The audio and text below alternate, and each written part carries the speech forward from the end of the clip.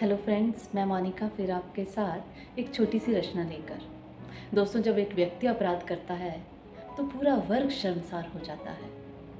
ऐसे ही Moumita Debnath rape case पर जब डिस्कशन होता है तो हमारे मेल फ्रेंड्स, हमारे भाई, उनका मन भी आत्मग्लानि से भर जाता है। मौमिता देवनाथ को श्रद्धांजलि देते हुए एक छोटी सी कविता जो कि मनस्थिति को दर्शा रही है, सुनिएगा।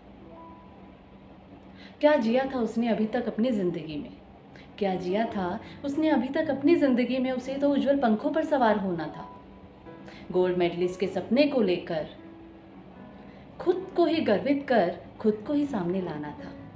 देश की करोड़ों बेटियों की ही नहीं बल्कि मानवता की प्रेरणा की मिसाल बन उभरना था। दर्जी पिता ने पाई पाई जोड़ मेडिकल में एडमिशन करवाया था।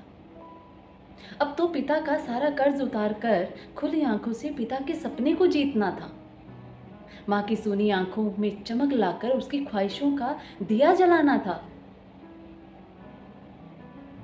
संघर्षों की वो योद्धा थी, लड़ रही थी जीवन रूपी युद्ध के मैदान में। वो लड़ती रहती और जीत भी जाती, लेकिन एक दूसरी जंग से उसका सामना हो गया।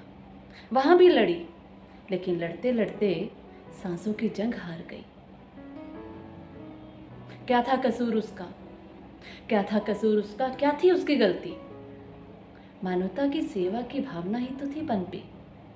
हो न सका उसका ये सपना साकार, हो न सका उसका ये सपना साकार, क्योंकि कुछ वहशी भेड़ियों का बन गई वो शिकार। ऐसा क्रंदन कि आत्मा भी चित्कार उठी, ऐसा भीषण रोदन कि मानवता भी हाहाकार हुई, इंसानियत भी शर्मसार हुई। दुष्कर्म फिर से जीत गया और एक बेटी फिर से हार गई, एक बेटी फिर से हार गई। ऐसे दुष्कर्मी दरिंदों को ऐसी सजा मिले कि इनकी रूह भी कांप उठे। ऐसा असहनीय दर्द देने की कभी कोई जरूरत ना कर सके, कभी कोई जरूरत ना कर सके।